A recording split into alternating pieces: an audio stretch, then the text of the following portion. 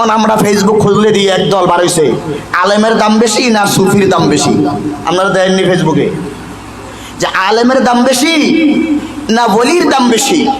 তো যে আলেম, হ্যাঁ চিন্তা হলো আমি তো জীবনে ওলি হইতে পারবো না, এইবার হ্যাঁ হুঙ্কার দিল যে না, ওলির দাম নাই, আলেমের দাম বেশি। কারণ আমি তো আলেম, মানে আমি যদি আলেমের দাম বেশি না বলি তো আমার তো মার্কেটে আর খাইবো না আমারে। হ্যাঁ, নিজের অহংকার, নিজের এলেম ধরে রাখতে যাইয়া, নিজের সার্টিফিকেটকে প্রমাণ করতে যাইয়া, নিজের এলেমের অহংকারকে প্রমাণ করতে যাইয়া বলে দিল না, আলেমের মর্যাদা বেশি, সুফির মর্যাদা কম। আর ওই সুফির মর্যাদা বেশি যেই সুফি আলেম এবং সুফি। হারে মাইসে কি পাগল হলে এমনি পাগল হয়? নিজের জাত ভুল্লা যায়? নবীজি বলেছেন কুল্লু ইয়ারজিউ ইলা আসলি, প্রত্যেক জিনিস তার মূলের দিকে। কি এমন পাগল হয়ে গেল, মূল ভুল্লা গেল? কারণ প্রত্যেকটি সুফি আলেম, প্রত্যেকটি সুফি কি, কিন্তু প্রত্যেক আলেম সুফি নন। খেয়াল করেন, প্রত্যেকটি সুফি কি আলেম, কিন্তু প্রত্যেক আলেম। এখন আলেমের বাংলা কি? জ্ঞান। বাংলা কি? এবার বলেন, আলেমের জ্ঞান আর সুফির জ্ঞান কি এক না দুই? আলেমের জ্ঞান যেখানে শেষ, সুফির জ্ঞান সেখান থেকে শুরু, সেটার আর কুল কিনারা। প্রমাণ সূরাতুল কাহাফ 15 পারা 10 পৃষ্ঠা থেকে শুরু। মূসা জলিল কদর পয়গম্বর, যার উপরে বড় আলেম, বনি ইসরাইলের মধ্যে আল্লাহ কাউকে সৃষ্টি করে নাই, তিনাকে বললেন তুমি যদি আমার গোপন সুফিবাদ জানতে চাও, আমার গোপন তত্ত্ব জানতে চাও, আমার একজন ওলি আছে, তার কাছে চলে যাও। মূসা নবীকে কার কাছে পাঠাইলেন? কিসের জন্য? জ্ঞানের জন্য। কিসের জন্য? কি আলেম বার হয়ে গেছে নিজের জাহির প্রমাণ করার জন্য, নিজের দাওয়া ঠিক রাখার জন্য, নিজেকে আলেম প্রমাণ করার জন্য সুফিদেরকে এবার ডিভাইড করে দিছে, সুফিদেরকে নিচে নামাইয়া দিয়েছে। বলছেন না, আবার যুক্তি দিচ্ছেন, খাজা বাবা তো আলেম ছিলেন আবার সুফিও, গৌসে পাক তো আলেম ছিলেন আবার সুফিও। আরে সবাই বাহ্যিক পড়াশোনা করার পরে যখন সুফির ভিতরে ঢুকে যায়, আর সুফিবাদ কাকে বলে একটু খেয়াল করুন। সুফিবাদ কাকে বলে? সমুদ্র, কুল কায়নাতের মূল কথা আটলান্টিক মহাসমুদ্র, এই সমুদ্রের মতো যত কোটি কোটি সমুদ্র থাকে, এই সমুদ্র যিনি হজম করার পরেও তিনার মুখ দিয়ে বাক্য বের হচ্ছে না, তিনি হচ্ছে সুফিবাদ। বিশাল সমুদ্রকে হজম করে নিয়েছেন, কিন্তু পাণ্ডিত্য করে কিছু হইলে পাণ্ডিত্য, আমার এলেম প্রকাশ করতে হবে, এটার নাম সুফিবাদ। বোঝা গেল, তুমি এলেম প্রকাশ করার চেষ্টা করতেছো, তুমি কোনোদিন সুফি হইতে পারবা না। কারণ জাহের হতে গেলে এলেমের তাকাব্বুরি লাগে, আর সুফিবাদ সর্বদাই সব পাহাড় পরিমাণ এলেম হজম করে চুপ হয়ে বসে যায়, তার নাম হচ্ছে বলি আল্লাহ। তার নাম কি? হ্যার মাথায় এত বড় পাহাড়, হ্যাঁ চুপ হয়ে গেছে, আর হ্যাঁ প্রকাশ হওয়ার জন্য এলেমের তাকাব্বুরি পৃথিবীর জমিনে কি মানুষের কাছে প্রচার করতেছে। তো মূসা নবীকে আল্লাহ পাঠাইলেন খিজিরের কাছে জ্ঞান শিকার জন্য। কি শিকার জন্য? তো খিজিরকে এখন আপনি কি ওলি মানবেন না? তিনি তো ওলি, আর মূসা নবী তো নবী, যার তুলনা। ওনারে কেন পাঠাইলো? নিশ্চয় বোঝা গেল, আপনি যত বড় আলেম হন, হওয়ার পর একজন সুফির কাছে যাইয়া আপনার ঈমান ও আকীদা ঠিক করতে হবে। ঠিক না বেঠি? আপনি ইন্না হাযা লাহু হাক্কুল ইয়াকিন আসতে হবে, আপনি সুম্মা লা তারাবুন্নাহা আইনাল ইয়াকিনের মধ্যে আসতে হবে। যতক্ষণ পর্যন্ত আসবেন না ফখরুদ্দিন রাজির মতো ইলমের অহংকার নিয়ে শয়তানের ধোঁকায় পড়তে হবে।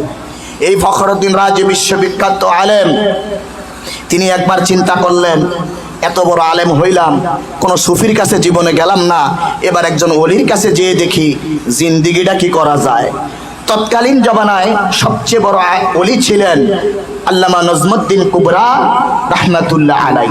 নাজমুদ্দিন কুবরা রাহমাতুল্লাহ আলাই এত পড়াশোনা নাই, আলেম না, কিন্তু ফখরুদ্দিন রাজি চিন্তা হলো, আমি তো আলেম, আর উনি আমার সাথে একসময় ক্লাস 3-তে 1-2-এ পড়ছে, এর কাছে আমি যাব, এটা মেনে নেওয়া। আবার চিন্তা করে, হ্যাঁ তো আরেক জগৎ বুঝে, আমি আরেক জগৎ, আমি যদি দুই জগৎ বুঝতে হয় তাতে আরেকটা কালেকশন করতে। আস্তে আস্তে গেছেন একটু বাপ-বুপ নিয়ে, আরই বাপ-বুপ নিয়ে যায় কইতাছে, আমার তো ইলমে তাসাউফের দরকার, ইলমে হাকিকত, ইলমে মারিফতের দরকার, আপনি আমাকে কিছু শিক্ষা দিবেন? হ্যাঁ, তবে একটা শর্তের বিনিময় দিতে পারি, তোমার যে বাহ্যিক ইলম, যে তাকাব্বুরি, যে তোমার অহংকার, ওই ইলমকে তুমি জ্বালায়া পোড়াইয়া আগে কমাও, তারপরে ইলমে মারিফতের সমুদ্রে ডুব দিতে পারবা। যতক্ষণ পর্যন্ত নিজের ইলমকে তুমি জ্বালায়া পোড়াইয়া শেষ করতে না পারবা, ততক্ষণ পর্যন্ত ইলমে মারিফতের সমুদ্রে তুমি সাঁতার দিতে খালি বাদাইব। কি আইব? একটার পর একটা খালি প্রশ্ন আসবে, একটার পর একটা খালি প্রশ্নই আসবে। প্রশ্ন করতে করতে আমার জিন্দেগি শেষ, আমি একবারে জীবনও শেষ। কারণ আমি আজীবন প্রশ্নের ভিতরে রয়ে গেলাম। এটা জিন্দেগি কি খুব খারাপ জিনিস।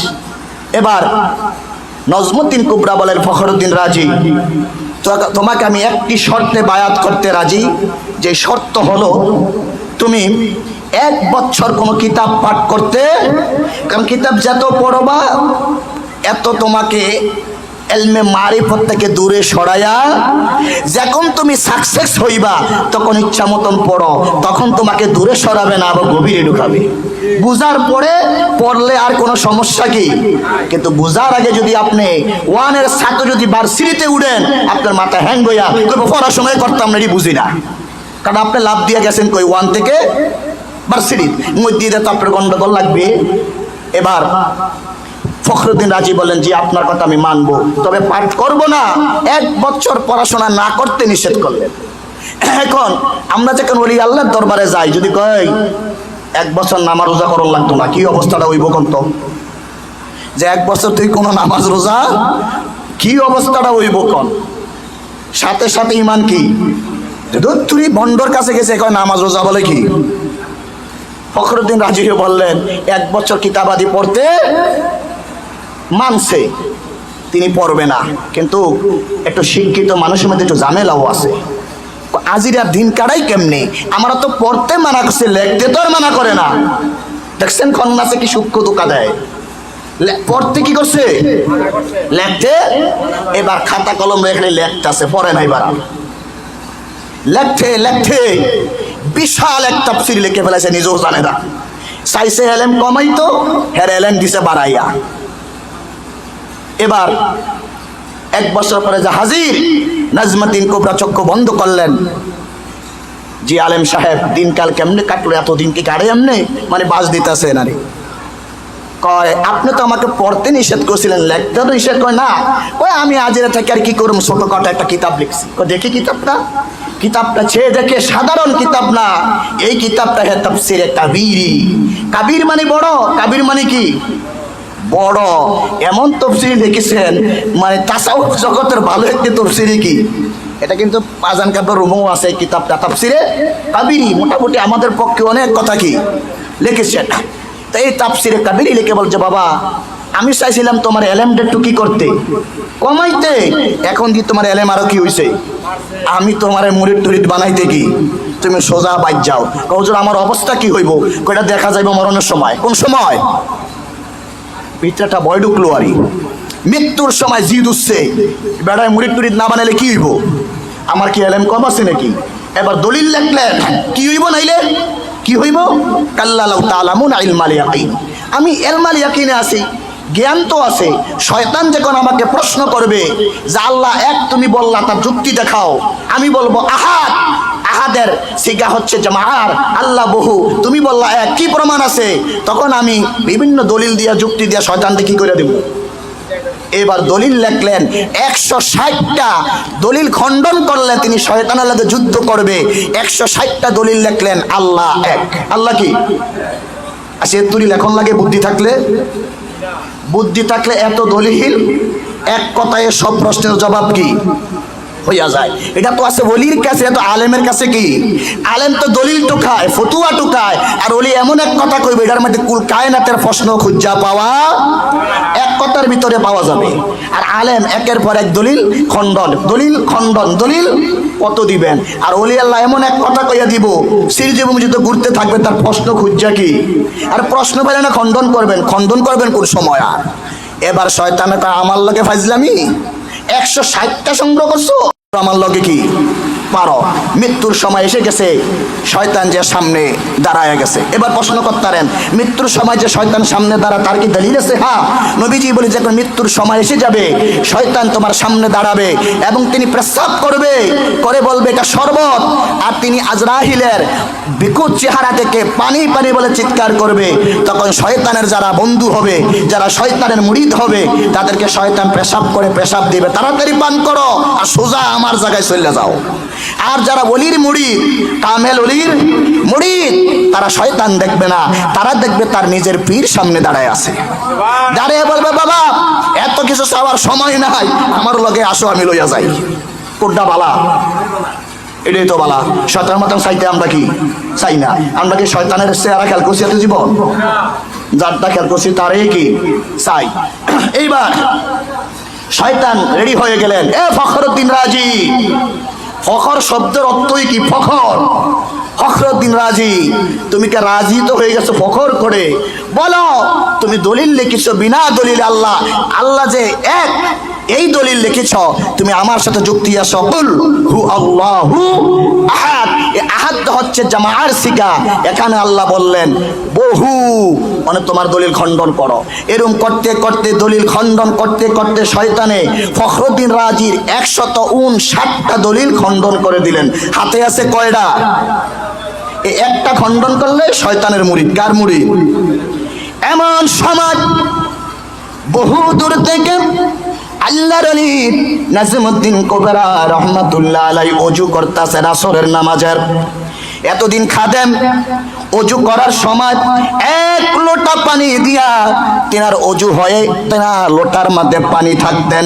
আজকে চোখ বন্ধ করে খাদেম পানি ঢালতাছে আর নাজমুদ্দিন কুবরা কালে হাত ধুইতাছে, কালে হাতে ধুইতাছে। খাদেম কয় বুঝলাম না মতলবটা। এখনো তিনি ওযু শেষ হয় না, পানি শেষ হয়ে গেল, কারণ হুজুর তো এই জায়গায় নাই। হুজুর গেছে নাজমুদ্দিন কুবরার ঈমান বাঁচাইতে। কর সুবহানাল্লাহ। হাত ধুইতেছেন, মাগরিবের সময় কাছাকাছি হয়ে যাচ্ছে, খবর নাই। এদিক দিয়া নাজমুদ্দিন কুবরার সামনে চলে গেছেন। নাজমুদ্দিন দেখতাছেন, নাজমুদ্দিন রহমাতুল্লাহ আলাইহি ফখরুদ্দিন রাজির সিনার সামনে দাঁড়ায় বলে, ফখরুদ্দিন রাজি রে, আমি তোরে মুরিদ করতে পারি নাই, তবে তুই তো আশা করে গিয়েছিলি, তুই এত দলিল মলি টুকাইস না। ও ফখরুদ্দিন রাজি, তুই যত দলিল দিবি এত ইবলিস খণ্ডন করবে, তার লগে পারবি না। তুই বলে দে বিনা দলিলে আল্লাহ কোনো দলিল মানি না। এটা কইলে তো জায়গা এত দরকার লাগে? কার এটা তো আমার মনে আসছিল না, খালি মনে পড়ে ফতুয়া, মনে পড়ে দলিল। এত দলিল দিবি তুই বিপদে পড়বি। বল কোন দলিল তলিল বিজি না, বিনা দলিলে আমার আল্লাহ কি একক। এবার এই ইমানটা দিল কে? কে আলেমে না তাসাউফপন্থী? তাহলে তুমি যত বড় আলেম হয় আর আমি যত বড় আলে হই, শেষ বেলায় কিন্তু আমার ওলির দরকার, ঠিক না বেঠি? তো আলেমের মর্যাদা বাড়াইতে যাইয়া তুমি ওলিকে অপমানিত করলা। আর আল্লাহ ওলির সম্মান কোরআনুল কারীমের মধ্যে স্পষ্ট করে বলে দিয়েছেন, লাহুমুল বুশরা ফিল হায়াতিদ দুনিয়া ওয়া ফিল আখিরা। আমি আমার ওলিকে সুসংবাদ দিচ্ছি, বুশরা ফিল হায়াতিদ দুনিয়া, দুনিয়া ওয়া ফিল আখিরা, এবং আখিরাতে তারা আমার কাছে সুসংবাদদাতা হয়ে গেছে। তাদের জন্য সুসংবাদ দিলেন কি আল্লাহ? দুনিয়া এবং। আর আলেমের জন্য শুধু আলেম যিনি, তার জন্য সুসংবাদ কি? সুসংবাদ কোনো গ্যারান্টি। কারণ নবীজি বলেছেন, আল ইলমানু ইলমুন ফিল কলবি ফাযালিকা ইলমুন নাফিউ ওয়া ইলমু আলা লিসানি ফাযালিকা হুজ্জাতুল্লাহি আযজা ওয়া জাল্লা আলা ইবনি আদম। আমি ইলম রাখছি দুই প্রকার। কয় প্রকার? একটা জাবানি, আরেকটা কলবি। জাবানি ইলম দিয়ে কামেল পাস করে মাদ্রাসার প্রিন্সিপাল হওয়া যায়, জবানি ইলম দিয়ে মুফতি হওয়া যায়, জবানি ইলম দিয়ে মুহাদ্দিস হওয়া যায়, জবানি ইলম দিয়ে ফতোয়া দেওয়া যায়, জবানি ইলম দিয়ে লাইভে এসে বড় বড় নিষ্কা আলেম এলেম প্রমাণ করা যায়, কিন্তু কবর থেকে মুক্তির জন্য এই জবানি এলেম কোনো কাজে আসবে না।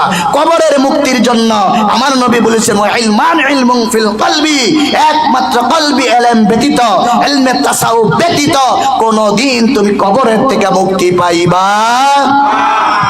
হয়ে গেল। এখন আমরা কলবি এলেমের সন্ধানে মুর্শিদ কেবলাকে আজকে কদরের রাত্রিতে এখানে এসেছি। কোন সন্ধানে?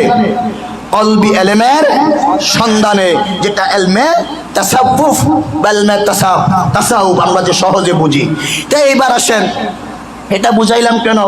ফেসবুক এখন গরম, সুফির দাম বেশি না আলেমের দাম বেশি? এখন ফেসবুক গরম, এই দুঃখে কথাটা আপনাকে বুঝাইলাম। আপনারা এতক্ষণ কি বুঝলেন কোরআন হাদিস থেকে? সুফির দাম আল্লাহর কাছে বেশি না আলেমের দাম বেশি? এখন প্রশ্ন আসতে পারে কোন সুফি? সে হোক আলেম আর না হোক আলেম, যদি সে সুফি হয় তার কোনো তুলনা। আল্লাহ বলেছেন লা খাউফুন আলাইহিম ওয়ালা হুম ইয়াহজানুন, তার কোনো ভয়ও নাই, তার কোনো চিন্তাও। কয় কালের জন্য? আল্লাযীনা আমানু ওয়া কানু ইয়াত্তাকুন, কারণ তারা ঈমান আনার পরে ইয়াত্তাকুন, তারা পরহেজগারিতা অর্জন করেছে। ঈমান এনে খালি থাকে না, 7টা বিষয়ের উপরে স্বীকৃতি দিয়ে বসে থাকে না, আবার পড়াশোনা শুরু করে। এবার কি হইছেন? আমানু ইয়াত্তাকুন, তারা পরহেজগারিতা অর্জন করেছেন, তারা তাকওয়া অর্জন করেছেন। তখন তারা কি হয়ে গেল? লাহুমুল বুশরা, আল্লাহকে এবার তোমার আমি সুসংবাদ দিলাম। কি দিলাম? সুখবর দিলাম। ও আল্লাহ কি সুখবর? কল ফিল হায়াতিদ দুনিয়া, দুনিয়া তো তোর সুসংবাদ, ও ফিল আখিরা, আখিরা তো তোর কি? এবার বলেন, একজন আলেম শুধু সে ওলি নয়, তার জন্য সুসংবাদ দিয়েছেন আল্লাহ। এরকম স্পষ্ট আয়াত দিয়েছেন, আলা ইন্না উলামা উলা খাউফুন আলাইহিম, আছে ওলামা শব্দ আছে নাই? আলা ইন্না উলামা লা খাউফুন আলাইহিম আছে না? আউলিয়া আছে। ওলির বহু বচন আউলিয়া, ওলির বহু বচন আউলিয়া, এটা আরবি অর্থ। ওলি হলো এক বচন, আউলিয়া হচ্ছে ওলির বহু বচন। যদি আমরা সংখ্যা ছাড়া বলি তাহলে আউলিয়া বলি। সকল আউলিয়ার কথা এখানে কে এসে গেল। একার আসেন, তাহলে আমরা বুঝলাম বিশেষ করে নবীজি বলেছেন যে যারা আল্লাহর ওলি হয়ে যাবে তাদের যদি বাহ্যিক এলেম নাও থাকে, আল্লাহ তাকে সেই এলেম দিয়ে তাকে সেই বেলায়েতের গদির মধ্যে বসায়া দেয়। তাহলে বোঝা গেল তিনি পড়াশোনা করুক আর না করুক, যখন তিন মধ্যে বেলায়েত ঢুকে যাবে তখন আল্লাহ তাকে বাহ্যিক এলেমও দান করে দেয়। যেমন তিনি জনকল্যাণ ভাবে মানুষকে বুঝাইয়া কি করতে পারে? ফালান তাজিদা লাহু ওয়ালিজ্জাম মুরশিদা, যখন তোমাকে পথ দেখাইতে পারে। মুর্শিদ মানে পথ প্রদর্শক। তুমি পথ হারা হয়ে গেছো, তোমাকে পথ দেখানোর জন্য সেই এলেমও আল্লাহ তার সিনার মধ্যে ঢুকিয়ে দেয়। তাহলে বোঝা গেল আলেম হইলে সুফি ঢুকানো সম্ভব, কিন্তু সুফি হয়ে গেলে তার ভিতরে এলেম আল্লাহ কি করে? গায়েবী ভাবে। এবার আসেন, আমার নবী তো দুনিয়ার কোনো মাদ্রাসা, কোনো মুক্তব কারো কাছে পড়াশোনা করেন নাই, তিনাকে সরাসরি শিক্ষা দিয়েছেন কে? সূরা রহমান, আল্লাহ বলে আর রহমান, আমি রহমান, আমি দয়াবান, আমি মেহেরবান। আল্লামাল কোরআন, এটা আরবি সিগা অনুযায়ী, গ্রামার অনুযায়ী মাজি মুতলাকের সিগা। আল্লাহ বলে আল্লামাল কোরআন, আমি অতীতে কোরআন শিক্ষা দিয়েছি আমার প্রিয় হাবিবকে। কোন সুবহানাল্লাহ। অতীতে, এটা সাধারণ অতীতকালকে বোঝায়, কত অতীতে এটা আমরা জানি। তাহলে আল্লাহ নিজে বলেছেন আমি আল্লামাল কোরআন, আমি নবীকে অতীতে কোরআন শিক্ষা দিয়েছি। তাহলে জিবরাইল শিক্ষা দিল কেমনে? এখন প্রশ্ন তো, জিবরাইলে কোরআন লিয়ে আইলো কি আরে? এটা না বুঝার কারণ আপনাদের বুঝবেন না। জিবরাইল, আল্লাহ বলছেন হাবিব আমি সব কিছু আপনার কাছে নাজিল করে দিলাম, কিন্তু আপনি প্রকাশ করবেন না যতক্ষণ পর্যন্ত আমি আপনাকে তার প্রেক্ষাপটের কারণে না বলি। যখন যে আয়াত বলতে বলবো তখনই আপনি সমাজে কি করবেন? প্রচার করবেন। এর আগে এটা বলবেন না, কিন্তু আপনি জেনে রাখেন। অতীতে জেনে দিয়েছেন, জানিয়ে দিয়েছেন। আর রহমান প্রমাণ, খলাকাল ইনসানা আল্লামাহুল বায়ান। আল্লাহ বলেন আমি আমার প্রিয় মুহাম্মদ সাল্লাল্লাহু আলাইহি ওয়াসাল্লামকে বয়ান করার কৌশল, বয়ান করা তো অতীতে শিখিয়ে দিয়েছি। তাহলে জিব্রাইল নবীকে শিখায় না, জিব্রাইল নিজেও জানে না কি কইছে আর না কইছে। এই নিয়ে বিষয় কথা আছে, এই নিয়ে ইউটিউবে আমাদের অনেক কথা আছে। জিব্রাইল নিজেও জানে না যে কি আয়াত নিয়ে নবীর কাছে আইছে। রুহুল বয়ানে আছে কাফ হা ইয়া আইন সোয়াদ, জিব্রাইল নবীর কাছে বললেন। নবী বললেন কি, জিব্রাইল আমি বুঝ জ্বালাইছি। জিব্রাইল কে হুজুর কাফ কয় বুঝ জ্বালাইছি, হ্যাঁ কয় বুঝ জ্বালাইছি। হুজুর আমি তো বুঝলাম না। তোমার কাম নেওয়া আনা, তুমি পিয়ন মাস্টার, আমরা দুইজনে অতীতে প্রেম করছি, এখন একটু কারণে আমরা সিফাত হয়েছি, হওয়ার কারণে সেই বাণী ইশারাতে আমার কাছে পৌঁছানো হচ্ছে, কিন্তু তোমার বোঝার দরকার নাই। পিয়ন যদি প্রেমিক প্রেমিকার গোপন কথা জেনে ফেলে, এখানে লজ্জা আছে, অনেক কিছু ভেদ প্রকাশ হয়ে যাবে। আমরা দুইজনে বুঝলে সারে। কয়জনে বুঝছে? জিব্রাইলে বুঝছে। তো হ্যার কাম গোলামি সিডি নেওয়া আর আনা, হ্যার বুঝার দরকার আছে? জিব্রাইল, আমার গ্রামে এক হুজুর আছিল, এক হচ্ছে জিব্রাইল নাকি নবীর ওস্তাদ, নাউজুবিল্লাহ। আমনকে মতন অনেকে কই এলাই আরে। আরে জিব্রাইল নিজেও জানে না কি বানিয়ে আনছে, নবীকে আমি জানিয়ে লাইছি। জিব্রাইল আশ্চর্য হয়ে গেছে, হুজুর আমি নিজেও জানলাম না। নবী বলে জিব্রাইল, দুনিয়াতে যদি কেউ প্রেম করে, তো প্রেমিকার নাম যদি প্রথম অক্ষর এইচ দিয়া হয়, দেখবেন 8 করে এইচ প্লাস এন, এইচ পালা বিভিন্ন কিছু লেখে। এটা কিন্তু ওই দুইজন ছাড়া আর কেউই কি। আমার আল্লাহ কুরআনুল কারীমের মাধ্যমে বলে দিলেন কাফ হা ইয়া আইন সাদ আলিফ লাম মিম সাদ। এটা পৃথিবীর কেউ জানবে না, এটা আমি জানি। আমি যার সঙ্গে বাণী পৌঁছাচ্ছি, আমি যাকে মহব্বত করি, আমি যাকে ভালোবাসি, যিনি আমার প্রাণ, যিনি আমার জান, তিনি ছাড়া অন্য কেউ জানা সম্ভব না। এবার মাহমুদ আলুসি রহমাতুল্লাহ আলাইহি তাফসীর রুহুল মাআনিতে বলেছেন, এই ব্যাগ জানে তিনজনে। কয়জনে? বলেছেন মিন দুনিল আম্বিয়া ওয়াল আউলিয়া, আল্লাহ তো জানেন এবং নবীগণ আল্লাহ আমার নবীরে জানায় দিয়েছেন মিন দুনিল আউলিয়া, যারা ওলি হবেন তারাও জানে। এই আয়াতের কোরআনের ভাষা বলা হয় হরফে মুকাত্তাআত, হরফে অস্পষ্ট, এর অর্থ প্রকাশ করা হয় না। ওলিরা জানে, নবী জানে, আর আল্লাহ জানে। তাহলে আমার মনে ময়লা আছে কি নাই? তাহলে সুফিবাদের কাছে গেলে, ওলির কাছে গেলে মনের ময়লা দূর করে তারা চোখ দিয়া পানি আনতে পারে। কি পারে? এজন্য আমাদের সাইফুল আজম বাবার আজহারি কইছিল, সুফির কাছে গেলে মানুষের চোখ দিয়া পানি আসে, সুফির কাছে গেলে মানুষের আল্লাহর কথা মনে পড়ে, আলেমের কাছে গেলে মানুষের তাকাব্বুরি বাড়ে। এটা নিয়ে এখন বেড়ার বিরুদ্ধে আরেকজন ভাইরাল হওয়ার জন্য নেমে গেছে গা। ওরে বাবা রে বাবা, এই যে এলেমের এটা দিয়ে সে প্রমাণ করছে আমার এলেম আরো প্রকাশ হইতেছে, আমার এলেমের অহংকার আরো বেশি, আমি আলেম। আমি কি নিজের আলেম প্রমাণ করার জন্য আবার এক বিপদ এলো, আরেকটা ভুল করলো, জাতিকে বুঝাইলো যে আমি বড় আলেম, এটাও আরেকটা অহংকার। তাহলে এর ভিতরে আলেমি ময়লা আছে কি নাই? অহংকার করে কে? শয়তান। তাহলে এর ভিতরে ময়লা আছে না নাই? তা আমি বলবো আপনি তাড়াতাড়ি কইরা কোনো খোয়াস বলি আল্লাহ দরবারে যাইয়া আপনার এই যে মনের যে অহংকারী ময়লা সুফিবাদের কাছে যাইয়া আপনি আগে দূর করেন, তারপর আপনি বুঝতে পারবেন ওলি কি আর আলেম কি। এজন্য বলেছি প্রত্যেক ওলিরা আলেম, কিন্তু প্রত্যেক আলেম ওলি নয়। এজন্য এটি বুঝতে হবে। এখন তো ফেসবুক খুললে বিপদ হইতেছে, খালি আলেম বড় না সুফি বড়, আশ্চর্য বিষয়। তাহলে এটাও কিন্তু আমরা বুঝলাম আজকে, আলেমের মূল্য বেশি না সুফির মূল্য? যিনি আলেম হওয়ার পরে সুফি হয়েছে তিনারও মূল্য বেশি, কারণ তিনি বাহ্যিকভাবে আলেম হয়েছে, সুফিও হয়েছে, তিনার মূল্য আছে। তো যে ব্যক্তি সুফি হয়েছে তিনারও এলেম আছে, তিনারও কি আছে? এলেম আছে, তবে সার্টিফিকেট নাই। সার্টিফিকেটের মূল্য আল্লাহর কাছে আছে। আমার প্রিয় নবী বলেন, ইন্নাল্লাহা লা ইয়ানজুরু ইলা সুওয়ারিকুম ওয়ালাকিন ইয়ানজুরু কুলুবিকুম ওয়া নিয়াতি আমালাকুম। আমি বান্দার চেহারা দেখি না, আমি বান্দার সুরত দেখি না, আমি বান্দার পোশাক দেখি না, আমি বান্দার সার্টিফিকেট দেখি না, আমি একমাত্র দেখি বান্দার হৃদয়ের মধ্যে কি আছে। তাহলে আল্লাহ কি সার্টিফিকেট দেখবে? আল্লাহ দেখবে অন্তরের খবর। তোমার সার্টিফিকেট, তোমার মুফতিগিরি, এটা তোমার কাছে আছে, কিন্তু আল্লাহ এগুলা দেখবে না। আল্লাহ দেখবে ওয়ালাকি আনজুরু কুলুবিকুম ওয়া নিয়াতি আমালাকুম, তোমার নিয়তের মধ্যে কি আছে এবং তোমার নিয়তটা কেমন, তোমার অন্তরটা কেমন পরিষ্কার, এটা কে দেখবে? আল্লাহ। এখন